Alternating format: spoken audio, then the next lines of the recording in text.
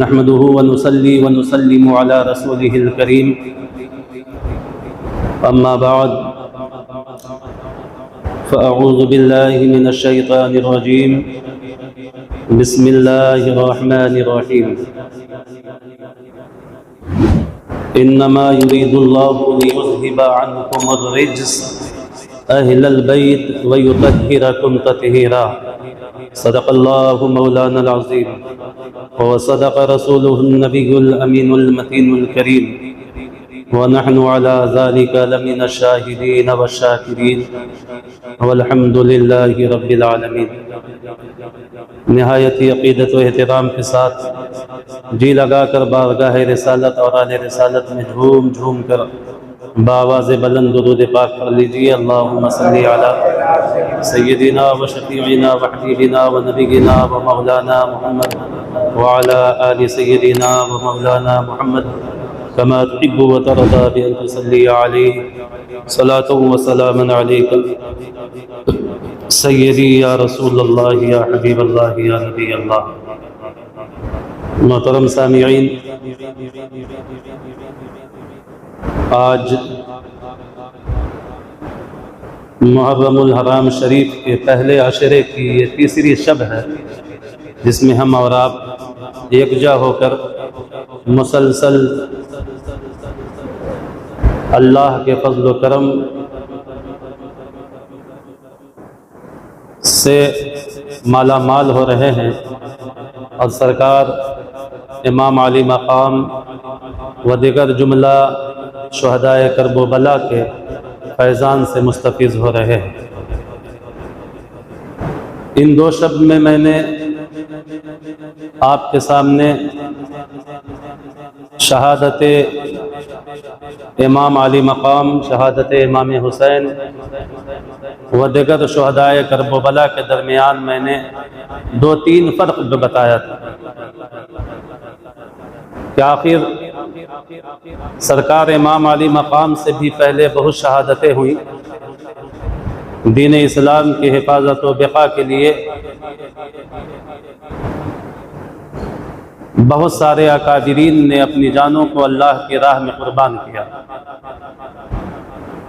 حضرت امام علی مقام کے بعد بھی بہت ساری شہادتیں ہوئی، انہوں نے بھی دین اسلام کی حفاظت و بقا کے لیے اپنی جان کو اللہ کی راہ میں قربان کیا،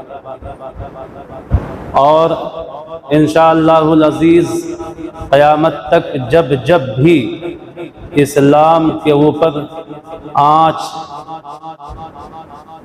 آئے گی، اسلام کے چاہنے والے، اپنے دل میں عشق حسین کو بسانے والے، اسلام کی حفاظت و بقا کے لیے جام شہادت نوش فرماتے رہیں گے۔ لیکن یہ وجہ کیا تھی کہ اتنی شہادتیں ہوئیں لیکن جو شہرت امام حسین کی شہادت کو حاصل ہوئی وہ کسی اور شہید کو نہیں ملتی۔ جیسے ہی امام علی مقام کا یہ مقدس مہینہ محرم الحرام شریف کا آغاز ہوتا ہے، ہر طرف سے یا حسین کی صدائیں بلند ہو جاتی ہیں۔ ہر قصبہ و شہر اور ہر گلی کوچے میں امام علی مقام اور شہدائے کرب و بلا کے نام کی مجلسیں سجائی جاتی ہیں، ان کے نام سے سبیلیں قائم کی جاتی ہیں۔ ہر جگہ شہدائے کرب و بلا کی یادیں منائی جاتی ہیں اور صبح قیامت تک منائی جاتی رہیں گی۔ لیکن ایسی شہرت کسی اور شہید کو نہ ملی۔ اس کے تعلق سے میں نے دو تین باتیں آپ کے سامنے رکھی تھی۔ میں نے یہ کہا کہ ایک وجہ تو یہ تھی کہ اوروں کی شہادت صرف ان کی شہادت تھی جنہوں نے دین اسلام کی حفاظت و بقا کے لیے اپنے آپ کو شہید کیا، یہ ان کی شہادت تھی۔ لیکن شہادت امام حسین کو جو اس قدر شہرت حاصل ہوئی ہے اس کی ایک وجہ تو یہ تھی کہ حضرت امام حسین کی شہادت صرف حضرت امام حسین کی شہادت نہیں بلکہ خود مصطفیٰ کائنات کی شہادت ہے۔ حضرت امام علی مقام کا شہید ہونا یہ رسول کریم صلی اللہ تعالیٰ علیہ وسلم کی شہادت کا پورا ہونا ہے، اس لیے حضرت امام علی مقام کی شہادت کو یہ شہرت حاصل ہوئی۔ اور صاحب، حضرت امام علی مقام رضی اللہ تعالیٰ عنہ کی شہادت اور بھی کئی طریقے سے جو ہے اس کو شہرت حاصل ہے۔ جو جتنا عظیم ہوتا ہے اس کے واقعات اتنے مشہور ہوتے ہیں۔ آپ بخوبی جانتے ہیں ہر روز شہروں میں، گلیوں میں، ملکوں میں نہ جانے کتنی موتیں ہوتی ہیں، لیکن ہمیں اس کی خبر تک نہیں ہوتی ہے نا؟ کیسے کیسے لوگ اس دنیا کو چھوڑ کر کے جاتے ہیں، کوئی ایکسیڈنٹ میں مرتا ہے، کوئی بیماری سے مرتا ہے، کوئی جو ہے کسی طریقے سے، کوئی دیوار کے گر جانے سے، چھت کے گر جانے سے، طرح طرح کی موتیں ہوتی ہیں، ہر روز ہوتی ہیں، نہ جانے کتنے لوگ مرتے ہیں، لیکن ہمیں اس کا جو ہے احساس تک نہیں ہوتا اور اس کی خبر تک نہیں ہوتی ہے۔ لیکن کچھ ایسی شخصیتیں ہوتی ہیں کہ ان کی موت تو دور، اگر ان کو کوئی ایک جھانپڑ اگر رسید کر دے تو پوری دنیا میں وہ بات مشہور و معروف ہو جاتی ہے۔ یہ کون لوگ ہوتے ہیں؟ جو عہدے والے ہوتے ہیں، جو مرتبے والے ہوتے ہیں، جو بڑی شخصیتیں ہوتی ہیں، اگر ان کے ساتھ تھوڑا بھی معاملہ ہو جائے تو پل بھر میں پوری دنیا میں اس کی شہرت ہو جاتی ہے۔ تو آپ سمجھیں کہ وہ اشخاص جن کی جو ہے کچھ شہرت ہو، تھوڑا مرتبہ اور منصب انہیں ہو، اور ان کے ساتھ تھوڑے سے واقعات اگر جو ہے ان سے منسلک ہو جائے تو ان کی شہرت جو ہے فوراً ہو جاتی ہے۔ لیکن امام علی مقام، امام حسین تو وہ ہیں کہ حضرت امام حسین تو وہ معروف و مشہور شخصیت ہے اور وہ مرتبہ و منصب والی شخصیت ہے۔ حضرت امام حسین رضی اللہ تعالی عنہ کی زندگی یہ خود ان کی زندگی نہیں تھی، بلکہ سرکار امام علی مقام کی زندگی جو ہے یہ سارے عالم اسلام کے لیے جو ہے ان کی زندگی تھی۔ اور جو شخص جتنا مشہور و معروف ہوتا ہے اس کے واقعات اتنے مشہور و معروف ہوا کرتے ہیں۔ امام علی مقام کی جو ہے عرفیت اور ان کی شہرت اور ان کا مرتبہ، ان کا منصب ہم بخوبی جانتے ہیں۔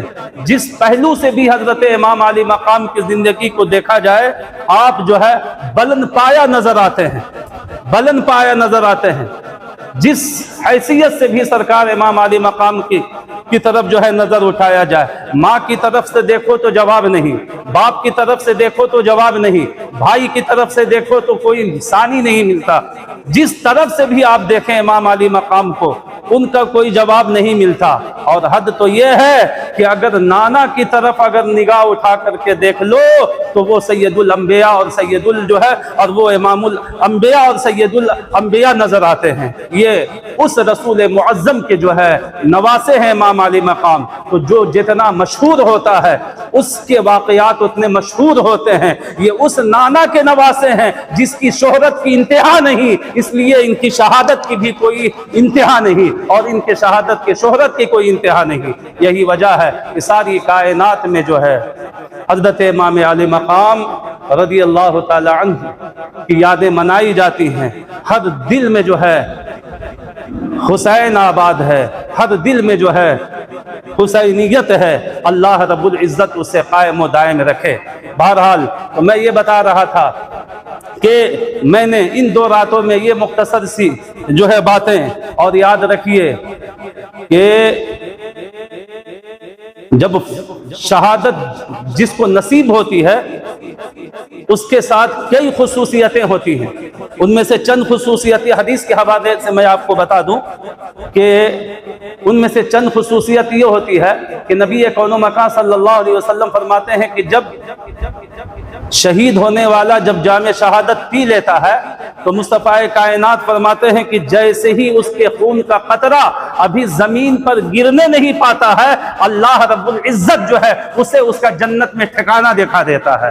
آپ اندازہ لگائیں اور یاد رکھیے سب کی موتیں ہوتی ہیں، ہر ذی روح کو یہاں سے جانا ہے، بہت سارے لوگ اس دنیا کو چھوڑ کر گئے اور قیامت تک آنے والی نسلیں بھی اس دنیا کو چھوڑ کر جاتی رہیں گی، لیکن یاد رکھیے ہر کی روح جانے کا انداز الگ ہوتا ہے۔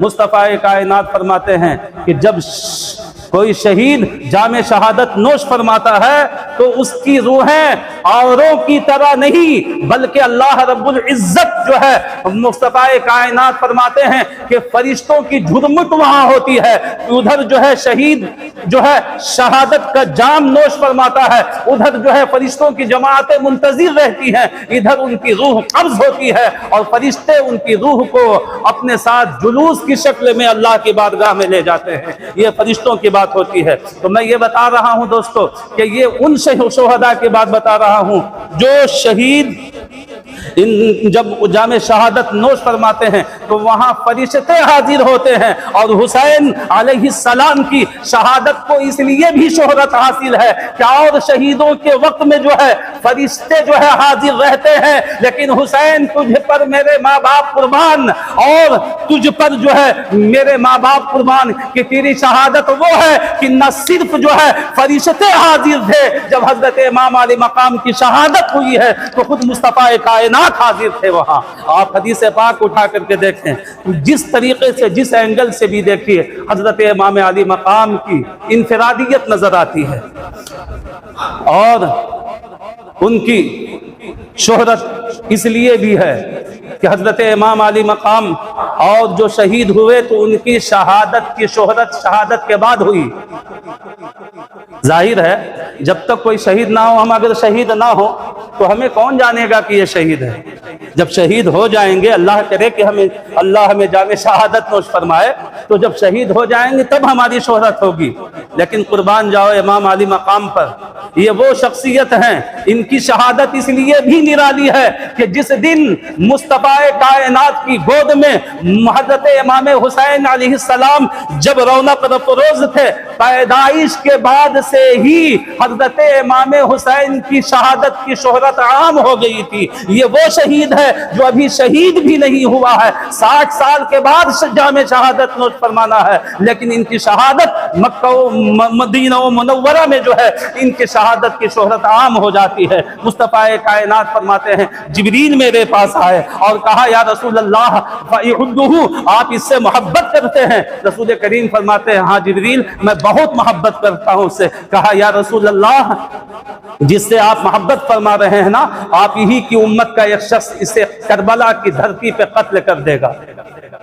اور یہ بات رسول کریم صلی اللہ علیہ وسلم نے چھپائی نہیں، بلکہ عام طریقے سے سب کو بتا دی کہ دیکھو میرے پاس جبریل آئے، سید الملائکہ آئے، اور آنے کے بعد جو ہے ہمیں یہ خبر دے دی کہ یا رسول اللہ آپ کا یہ نواسہ جسے آپ بہت محبوب رکھتے ہیں، آپ ہی کی امت کا ایک شخص جو ہے اسے جو ہے شہید کر دے گا۔ اور مصطفیٰ کائنات فرماتے ہیں کہ صرف نہیں دی بلکہ جہاں شہید ہونا تھا اس جگہ سے بھی جو ہے ہمیں واقف کرائے، اور کہا یا رسول اللہ یہ جہاں شہید ہوگا اس مقام شہادت کو کربلا کہتے ہیں، اور صرف اس جگہ کا نام ہی نہیں بتایا بلکہ مصطفیٰ کائنات کو فرماتے ہیں کہ اے میرے صحابہ دیکھو یہ جبریل ہیں جنہوں نے مجھے یہ مٹی لا کر کے دی ہے، یہ وہ مٹی ہے، یہ اس مقام کی اس جگہ کی مٹی ہے جہاں میں میرا نواسہ یہ شہید ہوگا، اور جس دن یہ شہید ہوگا یہ مٹی جو ہے خون سے تبدیل ہو جائے گی، سرخ ہو جائے گی۔ تو یہ شہادت امام حسین اس لیے بھی شہرت پاتی ہے کہ اوروں کی شہادت جو ہے شہادت ہونے کے بعد اس کی خبر سب کو معلوم ہوتی ہے، سب کو پتہ چلتا ہے شہید ہو جانے کے بعد حسین تجھے سلام کہ تیری شہادت تو وہ ہے ہوا ہے اور تیری شہادت کی خبر عام ہو گئی ہے۔ سمجھا؟ تو یہ ہے حضرت امام حسین کی شہادت، اسی لیے حضرت امام حسین کی شہادت۔ اور یاد رکھیے اس لیے بھی یہ میں آپ کے سامنے جو بیان کر رہا ہوں یہ صرف خالی کتاب کی بات نہیں ہے نا۔ اب آپ دیکھیں حضرت امام حسین کی شہادت، کوئی بھی شخص شہید ہوا ہمارے اکابرین میں سے کسی کی بھی زندگی کو آپ اٹھا کر کے دیکھیں، تو جب آپ اٹھا کر کے دیکھیں گے ان کی زندگی کو اور حضرت امام حسین کی شہادت کی طرف آپ جب ان کی شہادت کو آپ پڑھیں گے تو آپ کو جو ہے بہت سے فرق معلوم ہوں گے۔ اور اگر کوئی شہید ہوا ہے تو صرف ان کی شہادت ہوئی ہے، صرف ان کی شہادت ہوئی ہے، لیکن باہر امام حسین، امام علی مقام اور آپ کے اہل خاندان، کہ حضرت امام علی مقام کی شہادت جو ہے وہ وہاں صرف ان کی شہادت نہیں تھی۔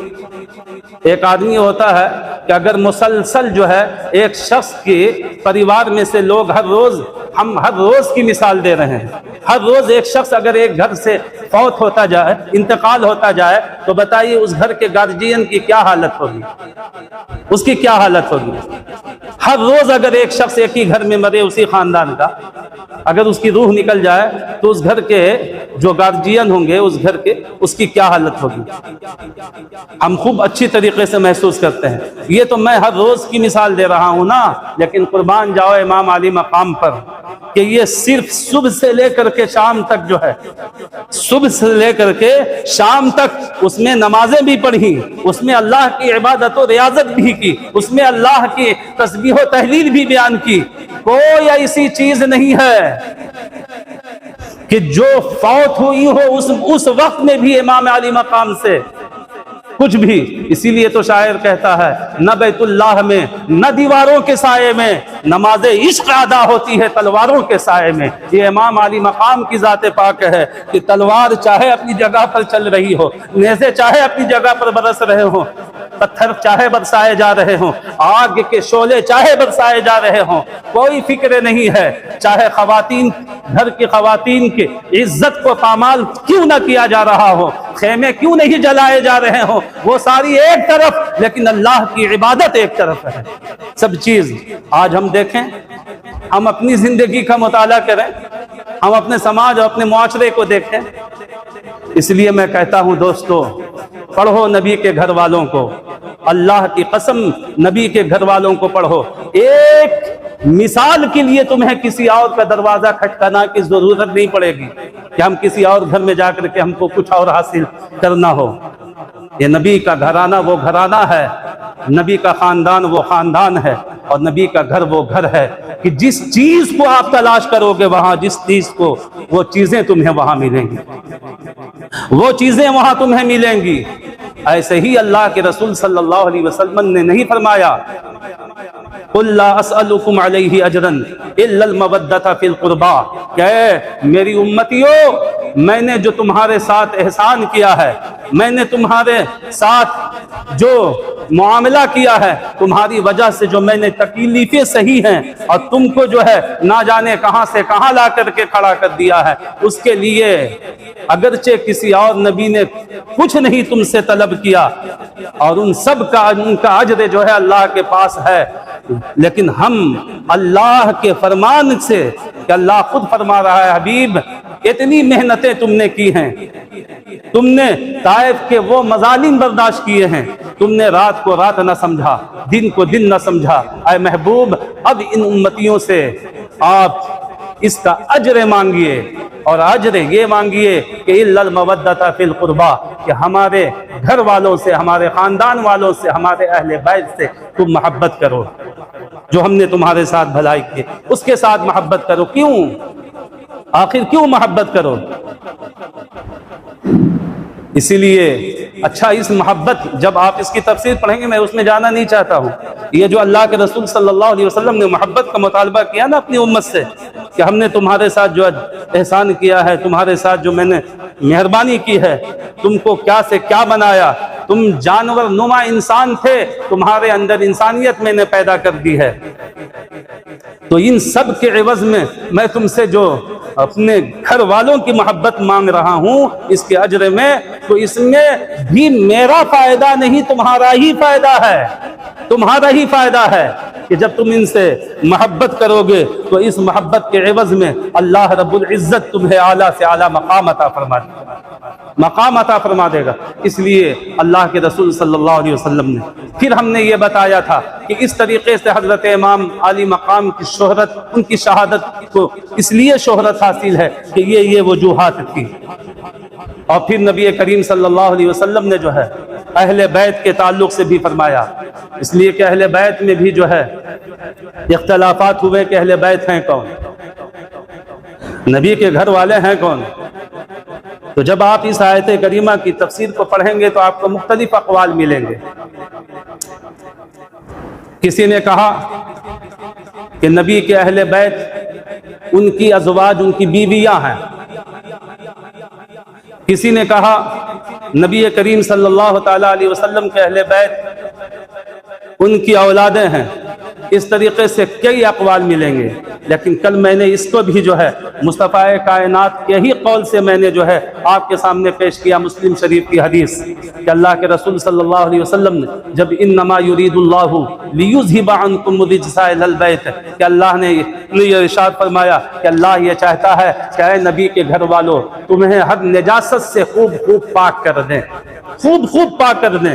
جب یہ آیت نازل ہوئی تو اس آیت کے نازل ہونے کے بعد اللہ کے رسول صلی اللہ تعالی علیہ وسلم نے اپنی کالی کملی میں سب سے پہلے حضرت امام حسن کو لیا اور ان پر کملی ڈالی، پھر حضرت امام حسین کو لیا، ان کو اس کمبل میں لیا، پھر حضرت خاتون جنت اپنی شہزادی کو اسی کمبل میں لیا۔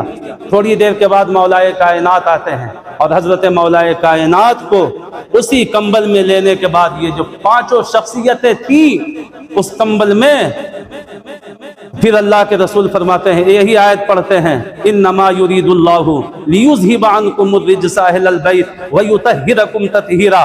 جب یہ آیت نازل ہوئی تو اللہ نے فرمایا، ان اللہ کے مقدس رسول نے ان سب کو اپنی کملی میں لینے کے بعد فرمایا کیا یہ اللہم ہؤلاء اہل بیتی، کہ اللہ یہی میرے اہل بیت ہیں، یہی میرے اہل بیت ہیں۔ اے اللہ میں ان سے محبت کرتا ہوں، تو بھی ان سے محبت کر، اور جو ان سے محبت کرے اس سے بھی تو محبت کر۔ یہ اللہ کے رسول صلی اللہ تعالیٰ علیہ وسلم نے ارشاد فرمایا۔ دوسرے موقع سے میں نے اس وقت بھی بتایا کہ جب کہ اہل بیت کی وضاحت وہاں بھی ہوتی ہے نبی کریم صلی اللہ علیہ وسلم کے اس فعل اور اس عمل سے۔ کہ اہل بیت کون ہیں؟ کہ جب یہودیوں کا ایک عالم نبی کریم صلی اللہ علیہ وسلم کی بارگاہ میں آیا اور آنے کے بعد جو ہے آپ سے بحث و مباحثہ شروع کیا، جس کو ہماری زبان میں مناظرہ کہتے ہیں، مناظرے کے لیے آیا کہ ہم آپ سے اس بات پر مناظرہ کرنا چاہتے ہیں۔ رسول کریم صلی اللہ علیہ وسلم نے پوچھا کس بات پہ؟ تو کہا کہ حضرت عیسیٰ خدا کے بیٹے ہیں معاذ اللہ۔ اللہ کے رسول صلی اللہ علیہ وسلم نے فرمایا غلط، اللہ احد لم یلد ولم یولد ولم یکن لہ کفوا احد۔ اللہ وہ ہے جس کو نہ کسی نے جنا، نہ وہ کسی سے جنا گیا، نہ اس کا کوئی بیٹا ہے، نہ اس کی کوئی بیٹی ہے، نہ اس کی کوئی بیوی ہے، کوئی نہیں۔ اللہ ان تمام چیزوں سے پاک ہے۔ جب اس یہودیوں کے عالم نے جب اس چیز کو نہیں مانا، جانتے ہیں دلیل کے بعد بھی اگر کوئی نہ مانے تو پھر اس کی ایک صورت اسلام نے دی ہے، اس کو کہتے ہیں مباہلہ، کہ جب کوئی دلیل سے نہ مانے اس وقت بھی جو ہے وہ ڈھیٹ بنا رہے اور اپنی بات پر اٹل رہے، تو پھر جو ہے اسلام میں اس کا بھی ایک طریقہ ہے کہ پھر اس سے مباہلہ کرو۔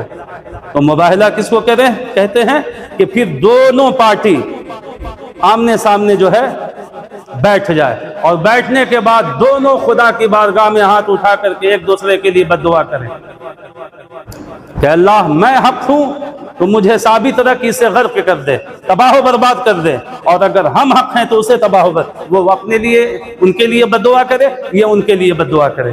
تو جب اس یہودی کے عالم نے جب اس بات کو نہیں مانا تو اللہ کے رسول صلی اللہ علیہ وسلم نے اللہ کے فرمان کے مطابق جو ہے مباہلے کی دعوت دے دی کہ ندعو ابناءنا وابناءکم ونساءنا ونساءکم وانفسنا وانفسکم ثم نبتہل فنجعل لعنت اللہ علی الکاذبین. جب وہ نہ مانا دلیل سے تو اللہ کے رسول نے مباہلے کی دعوت دی. کہا ندعو، ہم دعوت دیتے ہیں، ابناءنا و ابناءکم، تو اپنے بیٹے کو لے کے آ، میں اپنے بیٹے کو لے کے آتا ہوں. ونساءنا و نساءکم، تو اپنی جان لے کر کے آ، میں اپنی جان لے کر کے آتا ہوں. مطلب اس طریقے سے رسول کریم صلی اللہ علیہ وسلم نے مباہلے کی دعوت دی جو قرآن میں محفوظ ہے. بات طے ہو گئی، تاریخ مقرر ہو گئی، جگہ کا انتخاب ہو گیا فلاں میدان میں، فلاں تاریخ کو آنا ہے. اب اس تاریخ کو نبی کریم صلی اللہ علیہ وسلم جو ہے نہ ابناءنا و ابناءکم ونساءنا و نساءکم وانفسنا و انفسکم، یہ سب اللہ کے رسول صلی اللہ علیہ وسلم نکلے، اور نکلنے کے بعد اپنا داہنا ہاتھ حضرت امام حسن کو، اپنے داہنے ہاتھ کی انگلی حضرت امام حسن کو پکڑائی، بائیں ہاتھ کی انگلی حضرت امام حسین کو پکڑائی. حضرت خاتون جنت شہزادی، اپنی شہزادی سیدہ کائنات کو کہا بیٹی میرے دامن کو پکڑ لے. پھر پیچھے مولا کائنات سے کہا کہ اے علی تم فاطمہ کا پلو پکڑ لو. یہی شخصیتیں تھیں. قرآن میں یہ بات محفوظ کیا. جب مباہلے کی دعوت کی تو کیا کہا؟ ابناءنا و ابناءکم وانفسنا وانفسکم ونساءنا ونساءکم، ہے نا، کہ تم اپنے بیٹے کو لاؤ میں اپنے بیٹوں کو لاؤں گا، تم اپنی عورت کو لاؤ میں اپنی عورت کو لاؤں گا. ٹھیک ہے، تم اپنی جان کو لاؤ میں اپنی جان کو لاؤں گا. تو بیٹے کی جگہ پر کسے لے گئے؟ حسن و حسین کو. عورت کی جگہ پر کسی لے گئے؟ اپنی بیٹی حضرت خاتون جنت فاطمہ الزہرا کو. ازواج مطہرات نہیں تھی، ان کی بیویاں نہیں تھی، ان کو نہیں لیے، حضرت خاتون جنت کو لیا. اور اپنی جان خود بخود بذات خود بھی گئے، اور جب جانے لگے تو اس میدان میں جہاں مباہلہ ہونا تھا وہ یہودی بیٹھا تھا اپنے کم پریوار کو لے کر کے. اور اللہ کے رسول نے فرمایا کہ اے تم لوگ میری بات کو سنو کہ لو سأل اللہ، اگر میں اللہ کی بارگاہ میں جب دعا کروں تو صرف تم لوگ فامنوا، صرف آمین کہہ دینا، صرف آمین کہہ دینا. اور یہ سمجھا کر کے یہ نورانی قافلہ جو ہے مباہلے کے لیے اس جگہ پر، اس مقام پر جانے کے لیے نکلا. اور وہ یہودیوں کا جو ہے عالم اپنے پریوار کے ساتھ بیٹھا تھا، اور اس کے تمام ہم نوا سب جتنے تھے وہ سب یہودی بھی بیٹھے تھے اس چیز کو دیکھنے کے لیے. وہ سمجھ رہے تھے کہ معاذ اللہ آج یہ جو ہے محمد تباہ و برباد ہو جائے گا، معاذ اللہ، یہ دیکھنے کے لیے. لیکن واہ، جیسے ہی یہ نورانی قافلہ جیسے ہی جب میدان میں پہنچتا ہے، اللہ کی قسم وہ یہودی کی نگاہ جیسے ہی ان نورانی شکلوں پر پڑتی ہے تو آواز سنیے یہودی کی، کہتا ہے اے یہودیو، اللہ کی قسم یہ نورانی قافلہ جو آ رہا ہے نا، ان چہروں میں میں ایسی نورانیت دیکھ رہا ہوں کہ اللہ کی عزت کی قسم کہ انہوں نے اگر ہاتھ اٹھا کر کے ہمارے لیے بد دعائیں کر دی تو قیامت تک زمین پر کبھی یہودی پیدا ہی نہیں ہوگا. یہ وہ نورانی جو ہے جماعت ہے، یاد رکھیے. تو یہ ہیں اہل بیت مصطفیٰ صلی اللہ تعالی علیہ وسلم. ایسے ہی اللہ کے رسول صلی اللہ علیہ وسلم نے ہر مرتبہ یہ نہیں کہا میرے اہل بیت سے ڈرو، میرے اہل بیت سے ڈرو، میرے اہل بیت سے ڈرو. یہ مصطفیٰ کائنات صلی اللہ تعالی علیہ وسلم کے بار بار فرامین رہے ہیں.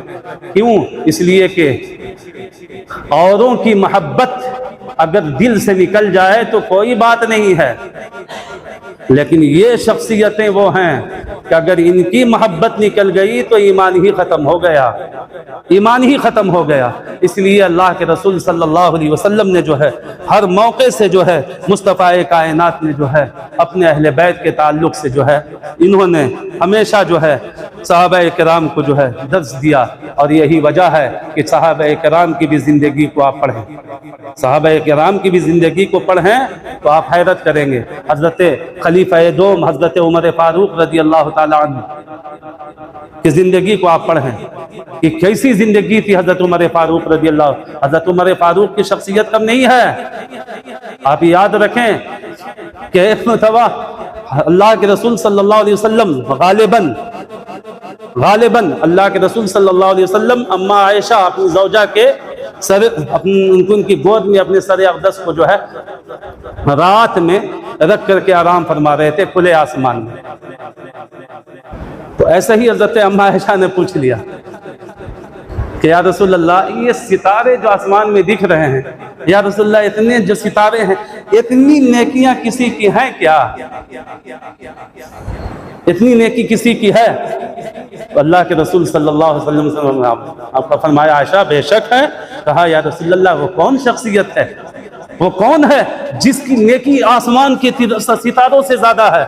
تو اللہ کے رسول صلی اللہ علیہ وسلم نے فرمایا عائشہ وہ کوئی اور نہیں، وہ عمر ہے جس کی نیکی آسمان کے تاروں سے زیادہ ہے. آپ اندازہ لگائیے. جب یہ سنا تو رشک آیا اما عائشہ کو. کہا یا رسول اللہ پھر میرے والد حضرت سیدنا ابو بکر صدیق آپ کے یار غار، پھر وہ اللہ کے رسول صلی اللہ علیہ وسلم مسکراتے ہیں. مسکرانے کے بعد کہتے ہیں عائشہ یہ جو آسمان پر ستارے ہیں نا جتنے، اس سے زیادہ عمر کی نیکیاں ہیں. سمجھ میں بات نا، عمر کی نیکیاں ہیں. اور ابو بکر تمہارے باپ کی نیکیاں اتنی ہیں کہ قیامت تک جتنے لوگ پیدا ہوں گے اور نیکیاں کریں گے ان سب کی نیکیوں کو ایک طرف رکھ دیا جائے، ابو بکر کی نیکی ایک طرف رکھ دی جائے، ابو بکر کی نیکی اس سے زیادہ ہے. آپ اندازہ لگائیے، آپ اندازہ لگائیے، سوچئے ایسے ایسے مقدس صحابہ. ان مقدس صحابہ کی زندگی کو آپ پڑھیں، انہوں نے اہل بیت کے ساتھ کیا کیا، ان کے کیسے رویے رہے ہیں. تڑپ جاتے تھے. یہی حضرت عمر فاروق ہے نا، یہی حضرت عمر فاروق کی ذات پاک ہے نا کہ جب آپ خلیفۃ المومن ہوئے اور آپ جب امور سلطنت پر جب فائز ہوئے ہیں تو آپ کے شہزادے بھی چھوٹے تھے اس وقت، اور حضرت امام حسین بھی، دونوں ہم ساتھی تھے. دونوں میں جو ہے آپ نے اس سے پہلے بھی سنا ہے کہ جو ہے دونوں میں اس بات پہ اختلاف ہوا کہ آپ کے شہزادے جو ہے کھجور کے درخت پر چڑھ کر کے کھجور کھا رہے تھے. حضرت امام حسین نے کہا کہ مجھے بھی دو، اور وہ ادھر سے اوپر سے کھجور گرا رہے. حضرت امام حسین کو لگا کہ خود تو اچھی اچھی کھا رہا ہے اور سوکھی سوکھی مجھے دے رہا ہے. تو حضرت امام حسین نے کہا اچھا خود تو تازی کھجوریں کھا رہے ہو اور تم مجھے سوکھی کھجور دے رہے ہو. تمہیں معلوم نہیں ہے کہ تمہارا باپ جو ہے میرے نانا کا جو ہے غلام ہے، میرا غلام ہے. تمہارا باپ میرا غلام ہے. ظاہر ہے کہ امیر المومنین تھے بھائی، بادشاہ تھے اس وقت. جب سنا حضرت عمر فاروق کے لڑکے نے طیش آیا، کہا میرے باپ کو غلام کہا، اے میرے غلام کے لڑکے، اس طریقے کا کوئی جملہ بولا نا، میرے باپ کے غلام کے لڑکے، اس طریقے سے کوئی جملہ بولا جس سے ان کو غصہ آیا. یہ دوڑے ہوئے گئے اور کہا ابو جان آج تو غضب ہو گیا. کیا ہوا بیٹا؟ تو ایسا ہوا حسین نے ایسا کہا ہے. بولا پکی بات ہے کہا ہے؟ بولا جی ہاں ایک دم کہا ہے. بولے بیٹا ایک کام کر دے گا، اس کے بعد پھر جو ہے میں حسین کو بلاتا ہوں. تو کہا کیا؟ بولا جو حسین نے کہا ہے وہ لکھ کر کے دے دے گا، وہ لکھ کر کے دے دے گا. اس نے کہا کہ میں جا رہا ہوں. بالکل جب گئے تو کہا کہ حسین جو جملہ تم نے بولا ہے تم میں دم ہے، تم لکھ کر کے دے دو گے؟ کہا میرے جگر میں علی مرتضیٰ کا خون ہے، جو بند کمرے میں بولتا ہوں وہ کھلے میدان میں بولتا ہوں. بالکل لکھ کر کے دے دوں گا. حضرت عمر فاروق کے لڑکے نے امام علی مقام سے جو ہے وہ لکھوا لیا، اور یہ خوشی کہ اب حسین کو سزا ملے گی، اب سزا ملے گی. دوڑے ہوئے لے کر کے آئے. حضرت عمر فاروق کے وہ لڑکے حضرت عبداللہ ابن عمر فرماتے ہیں اللہ کی قسم میں نے دیکھا جیسے ہی یہ خط میں نے یہ تحریر دی ہے، دینے کے بعد انہوں نے اپنی آنکھوں سے لگایا اور سینے سے لگایا، اور لگانے کے بعد کہا فزتو میں کامیاب ہو گیا، میں کامیاب ہو گیا۔ اور وصیت کی بیٹا اس تحریر کو سنبھال کر کے رکھنا، جس دن مجھے قبر میں لٹایا جائے میرے کفن کے اوپر یہ تحریر رکھ دینا۔ آپ اندازہ لگائیے، یہ تھے حضرت عمر فاروق رضی اللہ تعالیٰ عنہ۔ آپ سمجھ رہے ہیں؟ تو یہ صحابہ کرام کے رویے تھے۔ بہرحال تو یہ میں نے مختصر طور پر جو ہے آپ کے سامنے، آج تو میں نے جو نیا مطالعہ کر کے آیا تھا وہ تو میں بول ہی نہیں سکا۔ یہ تو وہی بات ہے کہ حضرت امام حسین رضی اللہ تعالیٰ عنہ کی شہادت کو یہ شہرت کیوں ملی، یہ آپ کے سامنے میں نے بیان کیا۔ پروردگار عالم اس مختصر سے بیان کو اپنی بارگاہ میں جو ہے شرف قبولیت عطا فرمائے، اور ہم سب کے دلوں میں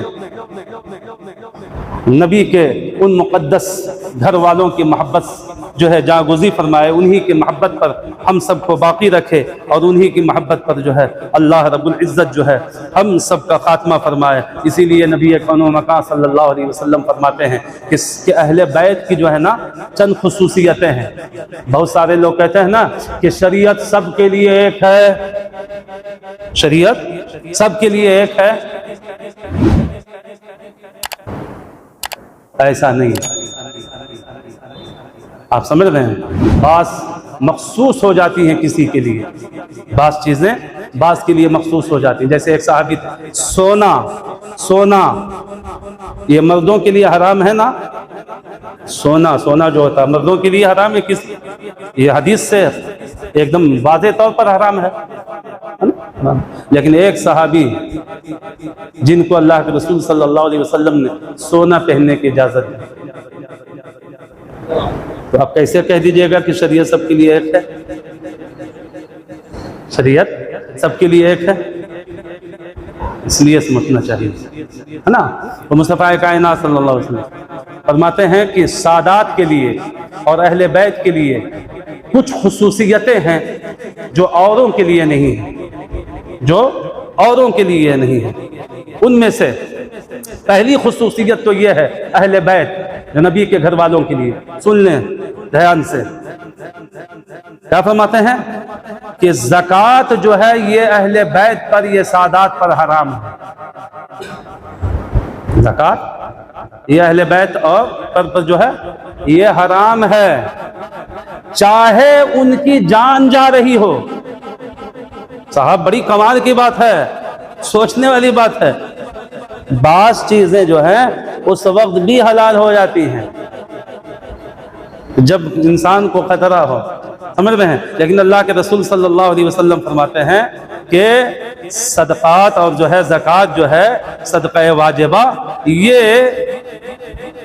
سادات کو لینا اور سادات کو دینا یہ دونوں حرام ہیں۔ جو لوگ دیتے ہیں وہ بھی حرام کاری کر رہے ہیں، اور جو سادات لیتے ہیں وہ بھی حرام کاری کر رہے ہیں۔ اس لیے جو ہے اس چیز پر غور و فکر کرنا چاہیے، سمجھ میں؟ مصطفیٰ کائنات فرماتے ہیں کہ ان هذه الصدقات انما هي اوساخ الناس آگے فرماتے ہیں وَإِنَّهَا تَحِلُّ لِمُحَمَّدٍ وَلَا لِآلِ محمد، کہ یہ جو صدقات ہیں یہ لوگوں کے میل ہیں، میل، یہ لوگوں کے جو ہے میل ہیں۔ اس لیے میل کو اللہ رب العزت نے محمد اور آل محمد کے لیے حرام قرار دیا ہے۔ اللہ خود فرماتا ہے کیا انما یرید اللہ لیذھب عنکم الرجس اہل البیت ویطہرکم تطہیرا، کہ اے نبی کے گھر والو اللہ نے تمہیں ہر نجاست سے خوب پاک کر دیا ہے، اور یہ زکوٰۃ، صدقات، خیرات یہ سب کے سب جو ہے میل ہیں، اس لیے یہ تمہارے لیے حرام ہے، تمہارے لیے حرام۔ تو یہ خصوصیت ہے صرف اہل بیت کے لیے، وہ صدقہ واجبہ اور یہ زکوٰۃ عشر وغیرہ نہیں لے سکتے، اس لیے وہ بھی خیال کریں۔ اس لیے کہ بہت سارے بیچارے کم علم سادات ہوتے ہیں، سمجھ میں بات نا، ان کے علم نہیں ہوتا ہے تو وہ لا علمی میں بیچارے وہ مانگ لیتے ہیں۔ تو اس لیے جن کو معلوم ہے کہ سادات کو زکوٰۃ دینا بھی حرام ہے اور ان کو لینا بھی حرام ہے، تو وہ اگر لا علمی میں لے رہا ہے تو خبردار جو جانتے ہوئے بھی جو دیتے رہے ہیں آج تک، تو وہ اب سن لیں کہ اب یقیناً جو ہے اب آپ اس چیز سے گریز کریں گے، کبھی نہیں دیجیے گا، اس لیے کہ اب اگر دیجیے گا تو آپ جاننے کے بعد دے رہے ہیں، لہٰذا آپ حرام کاری کر رہے ہیں۔ اس لیے جو ہے اعلیٰ حضرت فرماتے ہیں کہ سادات کو اس قدر بھی لاغر اور مجبور مت ہونے دو کہ اس صورت یہ بن جائے کہ وہ جو ہے کہ صدقات اور خیرات لینے پر مجبور ہو جائے، اس لیے اس کو کچھ نہ کچھ جو ہے تم دیتے رہو تاکہ یہ نوبتی ہی نہ آئے کہ وہ صدقات اور زکوٰۃ کی طرف اس کے قدم بڑھیں۔ ایسے نہیں اعلیٰ حضرت ہو گئے، اعلیٰ حضرت ویسے نہیں ہو گئے ہیں، سمجھ بات نا؟ جب پڑھیں گے نا تب اعلیٰ حضرت کو پڑھیے، آپ خوب غور سے پڑھیے، آپ کو ان کے خاندان میں کوئی نام اہل بیت کے بغیر نہیں ملے گا۔ ابا کا نام پڑھ لیجئے، ان کے اماں کا نام پڑھ لیجئے، ان کے بھائی کا نام پڑھ لیجئے، ان کے دادا کا نام پڑھ لیجئے، یہ سب نام جو ہے نا مصطفیٰ کے خاندان والوں کا ہے، سب مصطفیٰ کے خاندان والوں کا ہے۔ ورنہ اعلیٰ حضرت کا ہی فتویٰ ہے۔ میں بھی دوسری طرف آ گیا، میں آپ کو دکھلانا چاہتا ہوں اعلیٰ حضرت کیسے ہے۔ اعلیٰ حضرت کا ہی فتویٰ ہے، اور کیا کہ پیر کے لیے چند چیزیں لازم ہیں، مسلمان ہو، سنی صحیح العقیدہ ہو، عالم دین ہو کہ جب اس سے کوئی مسئلہ پوچھا جائے تو کتاب دیکھ کر کے وہ نکال سکے،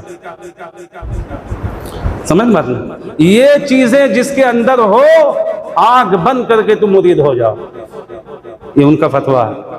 اب پوچھا جائے اعلیٰ حضرت سے پوچھ لیا جائے کہ اے اعلیٰ حضرت آپ کو اپنے ابا کے بارے میں کیا خیال ہے؟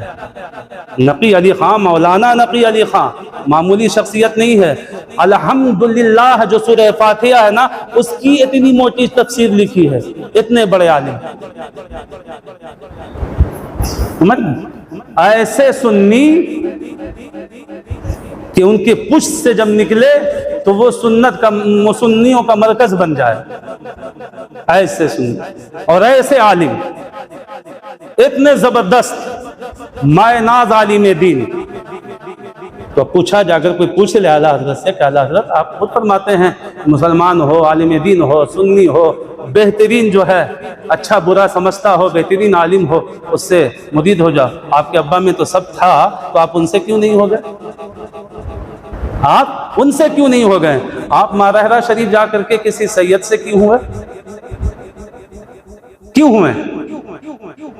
پوچھئے، غور کرنے کی بات ہے نا، تو وہ جواب دیں گے، تب وہ جواب دیں گے ہاں بالکل ایسے شخص سے مرید ہونا ضروری ہے، لیکن سادات کی بات نرالی ہے، سادات کی بات نرالی ہے، کیوں؟ اس لیے کہ وہ کہیں گے سادات ہوتا ہے نا اپنی آخرت کے واسطے، کیوں کسی کے ہاتھ پر بکیں، دو جہاں میں سب سے معتبر مصطفیٰ کا خاندان ہے، اس لیے میں وہاں مرید ہوا کہ پوری جہان میں اگر کوئی معتبر اگر کوئی ہے تو وہ مصطفیٰ کا خاندان ہے، اس لیے میں وہاں مرید ہوں۔ اس لیے اعلیٰ حضرت کو بھی پڑھنے کی ضرورت ہے اور اشد ضرورت ہے، تب آپ کو اور ہم کو آپ کو سب کو سمجھ میں آئیں گے امام احمد رضا خان فاضل بریلوی کس شخصیت کا نام ہے اور وہ اعلیٰ حضرت کیسے ہوئے۔ ان سے پوچھا جائے تو وہ خود بتاتے ہیں کہ ہم کیسے ہوئے، اور کس طریقے سے جو ہے آپ نے جو ہے سادات کی جو ہے آپ نے تعظیم کی ہے، کس طریقے سے آپ نے سادات کو جو ہے ہاتھوں ہاتھ اٹھا کر کے رکھا ہے۔ ایک عالم کی ضرورت کیا ہے کہ جب ایک عالم جو ہے نا کسی مسلمان کو جب ناجائز دیکھنے کرتا ہوا تو اس کو جو ہے ڈانٹ کر کے سمجھائے کہ یہ شرعاً حرام ہے، آج جو لا علمی میں کر رہا ہے تو اس کو محبت سے سمجھائے، لیکن ایک وہ شخص ہے جو مسئلہ جان رہا ہے کہ سونا پہننا جو ہے حرام ہے اور پھر بھی پہنے، تو اب ایسے شخص کے ساتھ نرمی برتنے کی ضرورت نہیں ہے کہ بابو اتار دو، پھر اس کے ساتھ سختی کہ خبیث تجھے معلوم نہیں ہے کہ شریعت میں سونا پہننا مرد کو حرام ہے، تو کیوں پہنے ہوا ہے؟ سختی کر کے اتروانے کا حکم ہے. ہاں لا علمی کی بنیاد پر آپ جو ہے اس کے ساتھ نرمی کے ساتھ پیش آئیں جب وہ نہ جان رہا ہو. ایک سید صاحب جاتے تھے اعلیٰ حضرت کے پاس، ایک بچہ، اور وہ انگوٹھی سونے کی پہن کی، مسافہ لیا، اعلیٰ حضرت نے اسے کر کے اتارا. اتارنے کے بعد لے گئے اندر، اور ان کے ناپ کی پہلے سے، پتہ نہیں کب دیکھ لیا تھا، ان کے ناپ کی پہلے سے بنا کے چاندی کی انگوٹھی رکھے ہوئے. اندر گئے، اس انگوٹھی کو کاغذ میں لپیٹا، اور لپیٹنے کے بعد اپنی جو انگوٹھی لے کر کے آئے، کہا سید صاحب ایک گزارش ہے، اور ہم کو امید ہے کہ میرا دل آپ نہیں توڑیں گے، میرا دل آپ نہیں توڑیں گے. حضور یہ آپ کے لیے میں نے ایک تحفہ بنایا ہے، بس یہ تحفہ میری خواہش یہ ہے کہ اب آپ یہ ہرگز نہ پہنیں اور اس کے علاوہ کوئی بھی چیز نہیں، بس ہمیشہ صرف آپ میری انگوٹھی پہنیں اور اس کو آپ گھر رکھ لیں. تو سید صاحب کو نہیں معلوم تھا کہ یہ کیا کر رہے ہیں، ان کا مقصد کیا ہے. اب پوچھو اعلیٰ حضرت سے کہ بھائی سید کے گھرانے کا لڑکا، اس پہ تو مسئلہ معلوم تھا کہ سونا حرام ہے، آپ اس کے ساتھ اتنی نرمی کیوں؟ تب وہ بتائیں گے کہ کس کے ساتھ کیسے پیش آنا چاہیے. سیکھو اعلیٰ حضرت سے، تب سمجھ میں آئے گا کہ اعلیٰ حضرت کیسے ہوئے. بہرحال میں یہ بتانا چاہتا ہوں کہ نمبر ایک خصوصیت تو یہ ہے سادات کی، اس پر حرام ہے کیا؟ زکوٰۃ، عشر، صدقہ واجبہ. یہ چیزیں نہ سید لے سکتا ہے نہ سید کو دیا جا سکتا ہے. یہی وجہ ہے نا قرآن میں اللہ رب العزت نے ارشاد فرما دیا، خذ من اموالہم صدقۃ تطہرہم وتزکیہم بہا. ہے نا، یہ قرآن کی آیت ہے کہ اے محبوب ان کے مالوں میں سے زکوٰۃ لو، اس زکوٰۃ کے ذریعے انہیں پاک و صاف کر دو. یعنی جن پر زکوٰۃ فرض ہے ان سے زکوٰۃ لے کر کے جو اس کے حقدار ہیں ان تک پہنچا کر ان کے مال کو پاک و صاف کر دو جو ان کے حقدار ہیں. اور اسی آیت کی تفسیر کرتے ہوئے ایک موقع سے نبی کریم صلی اللہ علیہ وسلم نے، آپ نے بارہا مجھ سے سنا ہے کہ حضرت امام حسن نے ایک مرتبہ بچپنے کے عالم میں صدقے کی کھجور کھا لی تھی نا. وہ حسین کہ اگر خالی حسین اور حسن کے منہ سے اف نکل جائے تو اللہ کے رسول تڑپ جاتے تھے اور اپنی بیٹی فاطمہ سے کہتے تھے کہ بیٹی فاطمہ ایسا دن کبھی نہ آئے کہ حسین مجھے روتا ہوا دکھے، حسن روتا ہوا دکھے، اسے کبھی تکلیف مت دینا، اس لیے کہ اس کی تکلیف سے مجھے بہت بے چینی ہوتی ہے. یہ رسول اللہ صلی اللہ علیہ وسلم کی محبت تھی حسن و حسین سے. اس قدر محبت کے باوجود جب ایک صدقے کا کھجور جو ہے آپ نے بچپنے کے عالم میں کھایا، حالانکہ وہ شرعاً مجرم نہیں ہے، اللہ کی بارگاہ کی مجرم نہیں ہے، وہ بچپنے کا عالم ہے، بلوغت سے پہلے کا عالم ہے، لیکن ایسے وقت میں بھی رسول اللہ صلی اللہ علیہ وسلم نے کخ کا لفظ عربی میں استعمال فرمایا ہے نا کہ چھی یہ نجس ہے بیٹا، اس کو پھینک، اور نکال کر کے اپنی انگلی اندر ڈال کر کے کھینچ کر کے نکال کے الٹی کروا دیا. الٹی کروانے کے بعد فرمایا نہیں بیٹا تجھے معلوم نہیں یہ تیرے لیے حرام ہے، نجس ہے، ناپاک ہے، تو نہیں استعمال کر سکتا.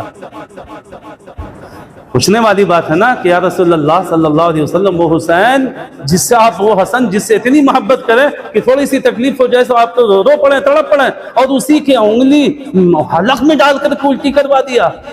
اس وقت آپ کو تکلیف کا احساس نہیں ہوا؟ تو یہ ہے نا کہ ایک سادات کے لیے کس قدر جو ہے ان چیزوں کا کھانا کتنا جو ہے معیوب ہے اور کتنا خطرناک ہے. اس لیے دوستو خدا را اگر کوئی سید اس ٹائپ کا آپ کے ہاں اگر پہنچ بھی جائے، اس بیچارے کو لا علمی کی بنیاد پر اگر وہ اس طریقے کی چیز مانگ بھی رہا ہے تو خدا را آپ نہ دیں گے، آپ اس کو کوئی بھی چیز دیں وہ تحفہ بنا کر کے دیں، تحفے کے طور پر، اور ایسی کوئی گھڑی نہ آنے دیں کہ جو ہے وہ اس قدر مجبور ہو کے اس راہ پر وہ چل پڑے، ہے نا. یہ رسول اللہ صلی اللہ علیہ وسلم کا فرمان عالی شان ہے. بہرحال یہ پہلی خصوصیت یہ ہے کہ ان پر جو ہے صدقہ یہ حرام ہے، کسی قیمت پر وہ صدقہ نہیں کھا سکتے، چاہے غریب ہو، چاہے وہ مسافر ہو، چاہے کوئی بھی صورت پیش آ جائے وہ صدقہ نہیں کھا سکتے.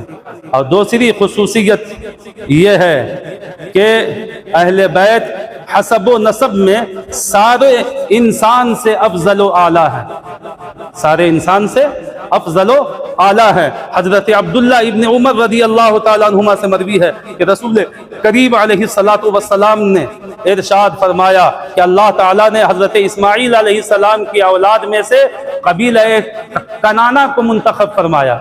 اللہ نے حضرت اسماعیل کی اولاد میں سے قبیلہ کنانہ کو پہلے انتخاب کیا، اور اس کے بعد پھر جو ہے کنانہ میں سے قریش کو منتخب کیا، اور قریش میں سے بنو ہاشم کو منتخب کیا، اور بنو ہاشم میں سے پھر اللہ کے رسول فرماتے ہیں کہ مجھے محبوب اور مجھے منتخب فرمایا، میرا انتخاب کیا۔ اس لیے روئے زمین پر جو ہے سب سے مقدس اور سب سے افضل و اعلیٰ اللہ کے بعد رسول اللہ فرماتے ہیں میں ہوں، اور اس کے بعد میرا قبیلہ اور میرے خاندان کے لوگ ہیں۔ یہ مصطفیٰ نے ارشاد فرما دیا۔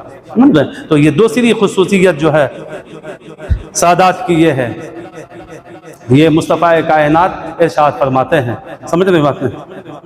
اور یہ بہت لمبی بحثیں ہیں، لیکن میں جو ہے خصوصی طور پر جو ہے ایک چیز، تیسری خصوصیت جو ہے اہل بیت کی اور اللہ کے رسول صلی اللہ علیہ وسلم کے گھر والوں کی یہ ہے کہ اللہ کے رسول صلی اللہ علیہ وسلم کی رشتہ داری، مصطفیٰ کائنات فرماتے ہیں کہ قیامت میں سارے رشتے ٹوٹ جائیں گے، قیامت میں سارے رشتے ٹوٹ جائیں گے، ہے نا؟ لیکن اللہ کے رسول فرماتے ہیں کہ الا سببی و نسبی، سارے رشتے ٹوٹ جائیں گے، بیٹا کا باپ سے رشتہ ٹوٹ جائے گا، ماں کا بیٹی سے، بھائی کا بہن سے، سب کا رشتہ قیامت کے دن ختم ہو جائے گا۔ مصطفیٰ فرماتے ہیں الا سببی و نسبی، لیکن یاد رکھو میرے صحابہ، صرف میرے خاندان کے لوگ ہوں گے جس کا رشتہ وہاں بھی چلے گا، جس کا رشتہ وہاں بھی ہوگا، خونی رشتہ بھی اور محبت کا رشتہ بھی، جو مجھ سے محبت کرتا رہے گا یہ رشتہ بھی وہاں کام آئے گا، اور جو میرے خاندان کا خونی رشتہ دار ہوگا وہ رشتہ بھی وہاں کام آئے گا۔ یہ صرف مصطفیٰ کا خاندان ہے، یہ خصوصیت صرف اہل بیت مصطفیٰ صلی اللہ علیہ وسلم کو۔ ٹائم کافی ہو گیا، پھر اور باقی خصوصیتیں میں انشاءاللہ کل آپ کے سامنے مختصر طور پر بیان کروں گا۔ اللہ رب العزت اس مختصر سے بیان کو اپنی بارگاہ میں قبول فرمائے، اور ہم سب کو سچا پکا عاشق اہل بیت مصطفیٰ بنائے، انہی کی محبت پر ہم سب کو باقی رکھے، اور انہی کی محبت پر ہم سب کا خاتمہ فرمائے۔ وآخر دعوانا ان الحمدللہ رب العالمین۔ السلام علیکم۔ السلام پر ایک شیخ یا نبی سلام علیکہ یا رسول سلام علیکہ یا حبیب سلام علیکہ صلوات اللہ علیکہ۔ میری حاضری مدینے میں ملے لطف مجھے موت جینے میں، تیرا نور ہو میرے سینے میری سیوا سلام دو یا نبی سلام علیکہ یا رسول سلام علیکہ یا حبیب سلام علیکہ صلوات اللہ علیکہ۔ بیٹھیں، کل پڑھو دو